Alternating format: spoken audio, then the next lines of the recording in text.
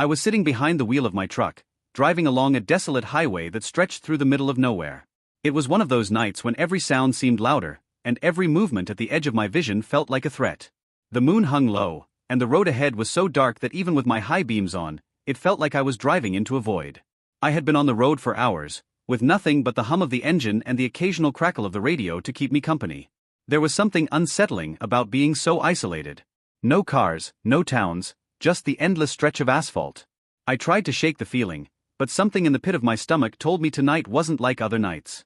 The CB radio crackled, breaking the silence. Static mostly, but then a voice. Faint, distorted, but I could just make it out. "Anybody out there?" It was a man's voice, strained, almost desperate. I picked up the receiver. "Yeah, I'm here. You good?" I asked, trying to sound casual, but my pulse quickened for no reason I could explain. There was silence for a moment. Then the voice returned, weaker this time. I need help. Something's out here." My grip tightened on the wheel. This stretch of highway wasn't known for much, except the occasional coyote or deer. Nothing dangerous, at least not that I'd ever encountered. "What's the problem?" I asked, glancing into my side mirrors, half expecting to see something out of the ordinary. But there was nothing but darkness. "Can't explain it." His voice trembled. "Just don't stop. Whatever you do, don't stop." A chill ran down my spine. "Where are you?" I asked, scanning the horizon. There was no answer. Just static. I clicked the radio off, my heart beating a little faster. The road stretched on ahead, and in the distance, I could just make out the faint glow of headlights, barely visible through the haze of the desert night. Another trucker, maybe? Relief washed over me briefly, but it quickly turned into something else. The headlights weren't moving. As I got closer, I realized the truck was parked on the side of the road, its hazard lights flashing. I slowed down, instinctively cautious. The cab was dark. No signs of life. I debated pulling over to check, but the warning from the radio echoed in my head, "Don't stop." I kept driving. But as I passed, I saw something that made my blood run cold. The door to the truck's cab was wide open, and hanging from the side was a hand, motionless, pale under the moonlight. I could barely make it out in the dim light, but it was enough to know something was very wrong. I floored the gas pedal. For a long while, I drove faster than I should have, my eyes flicking between the road and the mirrors, half expecting something to follow me. But nothing did. Just the endless, empty road. Then, out of nowhere, my headlights caught something in the distance. A figure. A man, standing in the middle of the road. I slammed on the brakes, my truck screeching to a halt, tires skidding against the asphalt. My heart pounded in my chest as the figure slowly turned to face me. He was gaunt, his clothes torn, his face obscured by the shadows. But his eyes, they glowed. Not the reflective shine you see from animals in the night. This was something unnatural, something wrong. And then he smiled. Not a normal smile. His mouth stretched impossibly wide, and the skin around his lips cracked as though it hadn't moved in years. My stomach churned, every instinct screaming at me to drive. But I was frozen. Frozen in place as he took a slow, deliberate step toward me. And then another. The radio crackled again, the same voice from earlier. "Don't stop. I told you not to stop." With a shaking hand, I shifted the truck into gear and hit the gas. The figure disappeared from my headlights, but the terror didn't leave me. I drove for what felt like hours, never daring to slow down. My mind raced, replaying the moment again and again. What the hell had I just seen? I was miles from the truck I'd passed, miles from the figure in the road, but I couldn't shake the feeling that I wasn't alone. And then, out of the corner of my eye, I saw him. Sitting in the passenger seat. That same smile, wide and broken. I swerved, nearly losing control of the truck. When I looked again, he was gone. But the smile stayed with me. I didn't stop again until I reached the next truck stop, the lights of the diner glowing like a beacon of safety. I stumbled out of the cab, my legs trembling beneath me. I didn't look back at the truck. I couldn't. I never drove that stretch of highway again. And to this day, I still hear his voice on the radio sometimes. "Don't stop, whatever you do. Don't stop." And I never will. I sat in the diner, my hands wrapped around a cup of coffee that I hadn't touched. The fluorescent lights buzzed overhead, and the smell of greasy food filled the air, but all I could focus on was the memory of that face. That smile. I must have looked like hell, because the waitress gave me a concerned look as she refilled my cup for the third time without saying a word. I wasn't sure how much time had passed since I stumbled in, but the adrenaline that had kept me going for hours had finally started to wear off, leaving me drained and jittery. I glanced out the window at my truck, sitting in the parking lot. Even though I knew it was just a machine, part of me wondered if whatever I had seen out on that highway was still in there, waiting for me to get back behind the wheel. I kept replaying the events in my head, trying to make sense of it. Maybe I was just tired. Maybe my mind had played tricks on me. But no matter how many times I tried to convince myself that it wasn't real, that it was just exhaustion or the isolation messing with me, that smile haunted me.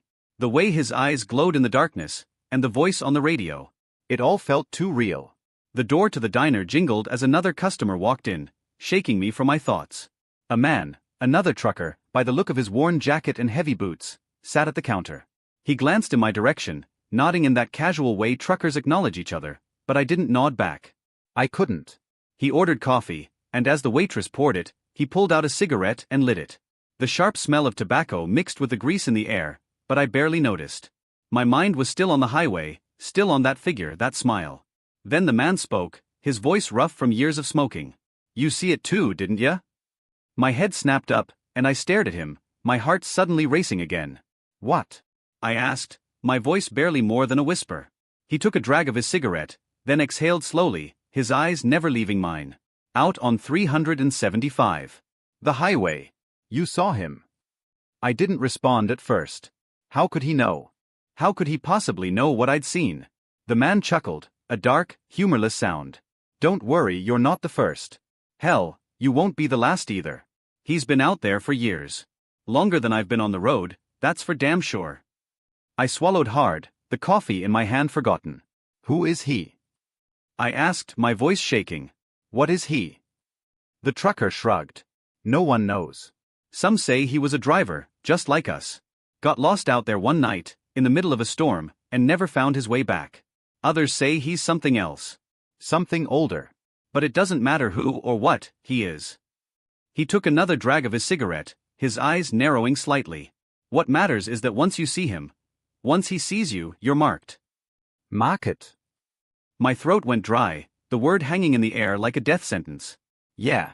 He flicked the ash from his cigarette into the tray, his expression grim. "He'll follow you. Maybe not right away.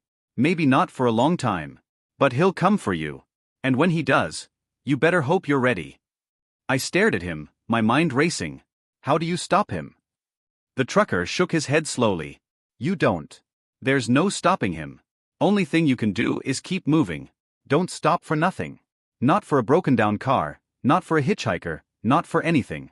Keep driving and maybe, just maybe, you'll outrun him." I felt a cold sweat break out across my skin. "And if you don't?" He leaned in closer, his voice lowering to a whisper. "If you stop, if you slow down, he'll take you. And you'll never be seen again." The diner suddenly felt too small, the air too thick. I pushed back from the table, my chair scraping loudly against the floor. I couldn't sit here any longer, couldn't listen to this. It was too much. Too real. "I need to go," I muttered, standing up on shaky legs. I threw some crumpled bills on the table, not waiting for change. The trucker didn't try to stop me. He just watched, a knowing look in his eyes, as I stumbled out of the diner and back into the night. The parking lot was dark, the neon lights of the diner casting long, eerie shadows across the cracked asphalt. My truck loomed ahead, the engine silent, the cab dark. I hesitated, my hand hovering over the door handle, half expecting to see that smiling face in the passenger seat again. But the cab was empty. I climbed in, my heart pounding, and started the engine. The roar of the motor filled the silence, a small comfort in the otherwise oppressive darkness. I pulled out of the parking lot, heading back onto the highway. And as I drove into the night, my knuckles white on the steering wheel, I couldn't shake the feeling that somewhere out there, in the vast emptiness of the desert, he was still watching. And he was waiting. The highway stretched endlessly ahead, a ribbon of black cutting through the desert, the glow of the diner's lights fading behind me. I glanced at the clock on the dashboard, 2:13 a.m.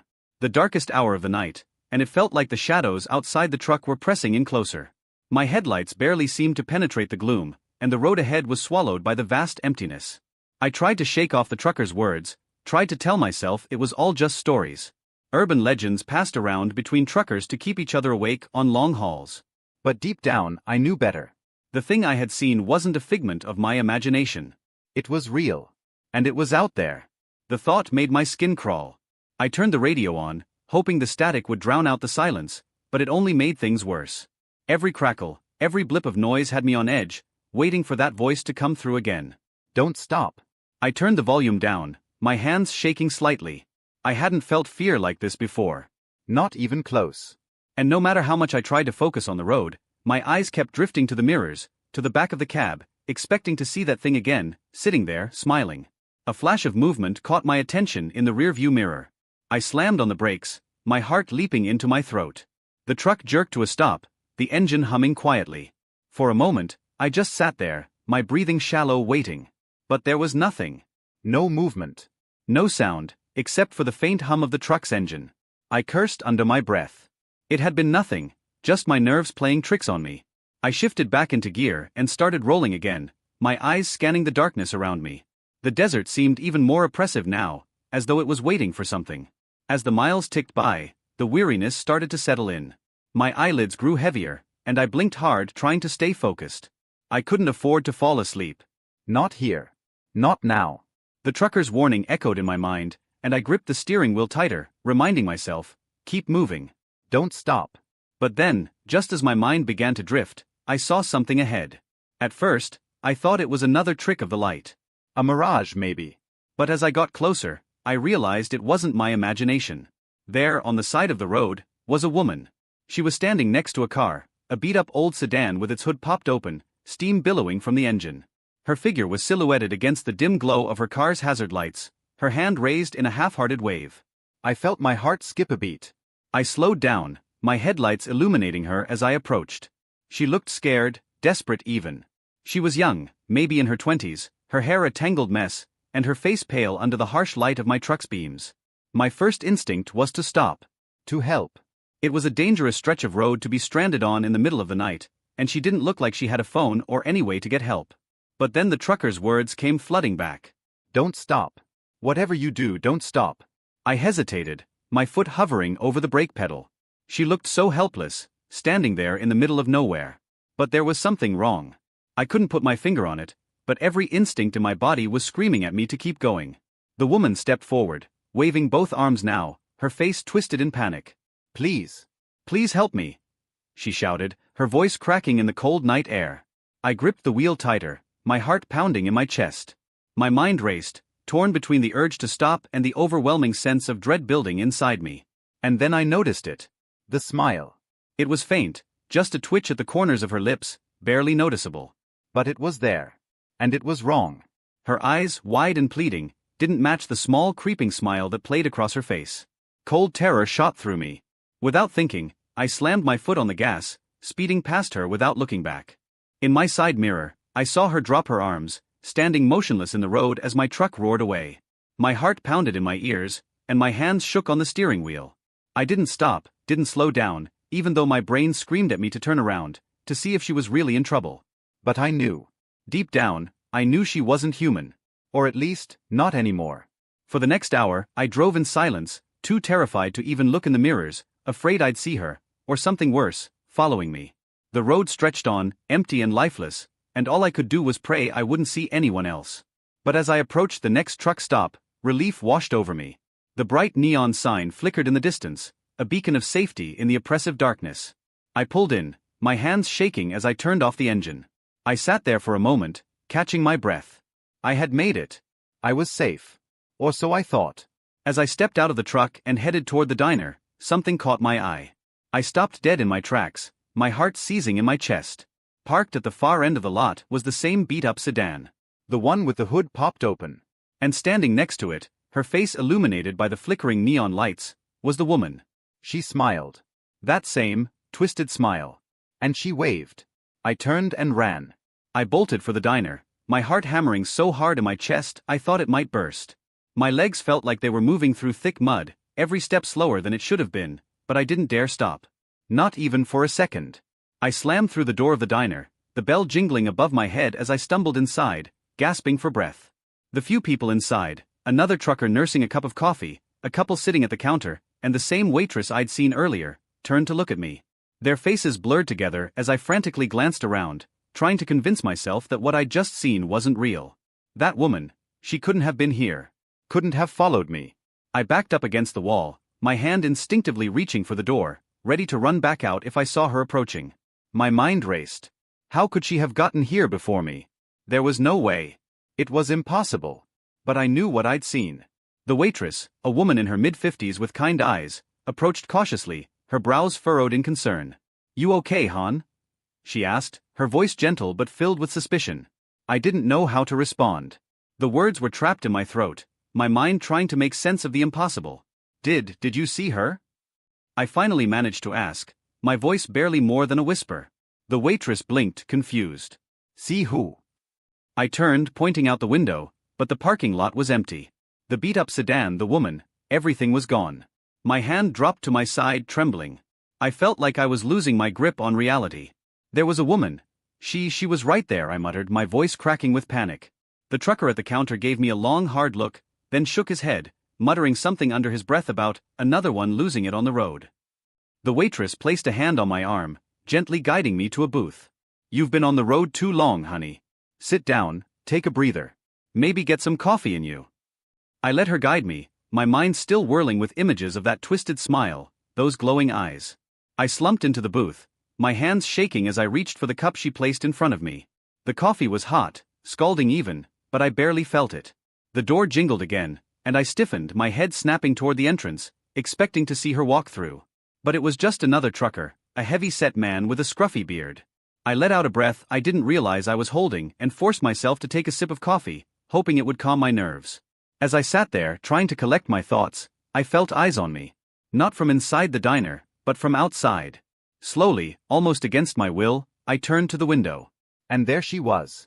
Standing at the edge of the parking lot, just beyond the reach of the neon lights, was the woman. Her face was half hidden in shadow, but I could see her smile. Wide. Broken. That same horrible smile that seemed to stretch too far, like her skin was tearing apart.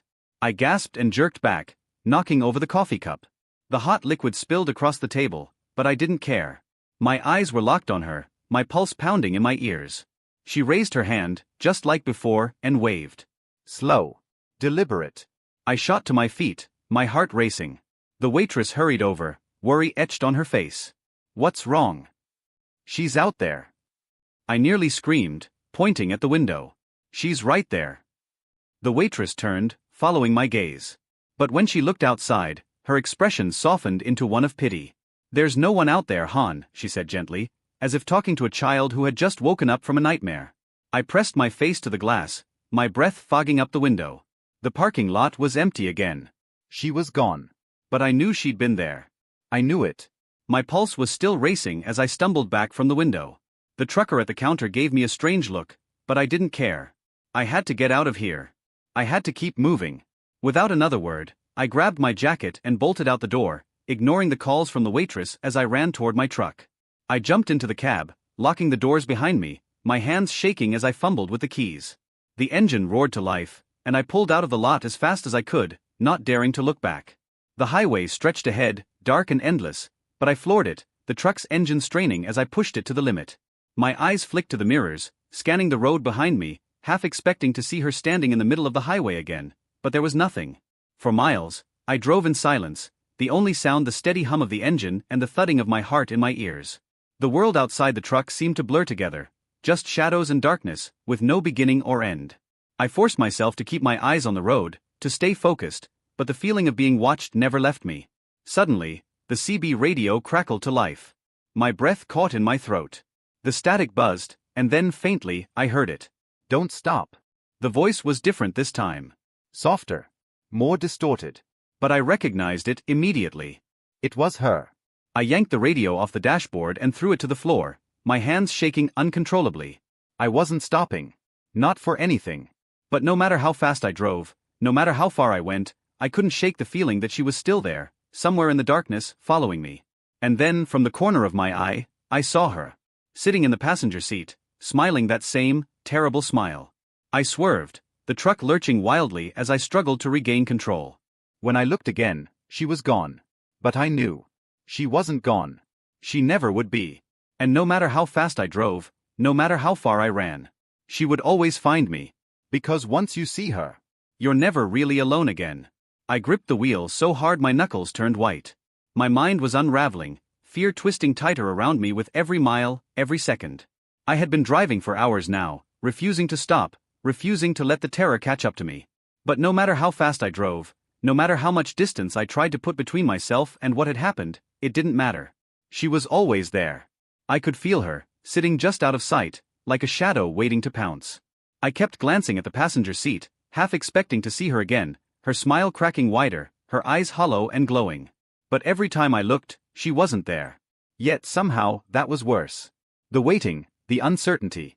My vision blurred with exhaustion, but stopping wasn't an option. Stopping meant giving in. Stopping meant letting her get closer. As I barreled down the highway, the landscape around me grew more indistinct, the desert blending into an endless stretch of nothing. The lights of small towns had long disappeared, and now there was only the road ahead, an empty void that seemed to stretch into infinity. Then, out of the darkness, I saw it. A figure standing in the middle of the road. I slammed on the brakes, the tires screeching as the truck skidded to a stop. My heart pounded in my ears, and I stared out the windshield, my breath coming in ragged gasps. It was her. She stood in the center of the highway, bathed in the glow of my headlights. Her hair was matted, her clothes torn, and her skin as pale as death. But it was the smile that froze me in place. That same awful smile, stretched too wide, as though her face was breaking apart. I couldn't move. I couldn't think. She took a step forward, then another. Slow. Deliberate. Her eyes, those horrible glowing eyes, locked onto mine. I slammed the truck into reverse, but before I could hit the gas, something hit the passenger window. A hand. Pale, twisted fingers smeared against the glass. She was there, right beside me, her smile growing even wider as she pressed her face against the window. I screamed, shoving the gearshift into drive and slamming my foot on the gas. The truck lurched forward, the engine roaring as I sped down the highway, swerving to avoid her. But she didn't move. She didn't chase me. She didn't need to. I could still see her, standing in the distance, getting smaller and smaller in my rearview mirror. But I knew she was with me. She had been with me since the moment I'd seen her on that dark highway. And no matter how fast I drove, how far I tried to go, I couldn't escape. Because once you see her, she never really leaves. As the miles stretched on, I felt my grip on reality slipping. My body was trembling with exhaustion, my mind barely holding on. The hum of the engine blurred with the drumming of my heartbeat, and soon I wasn't even sure what was real anymore. In the mirrors, I kept seeing her. On the side of the road. Standing in the shadows. Sitting in the passenger seat. Always smiling. Always watching. And I realized then, there was no escape. I couldn't outrun her. I couldn't drive fast enough, far enough. The truth hit me like a punch to the gut, stealing the air from my lungs. I had been marked. The trucker at the diner had been right all along. She had seen me. And now she would always find me. Always. In the distance, the horizon was starting to glow faintly with the coming dawn, but it didn't bring any comfort. The night might have been ending, but I knew the nightmare never would. I kept driving, knowing there was nothing else I could do. I couldn't stop. I wouldn't stop. Because stopping meant the end. And not just the end of the road. The end of everything. And as the sun slowly rose, casting long shadows across the desert, I knew one thing for certain. She was still with me. And she always would be.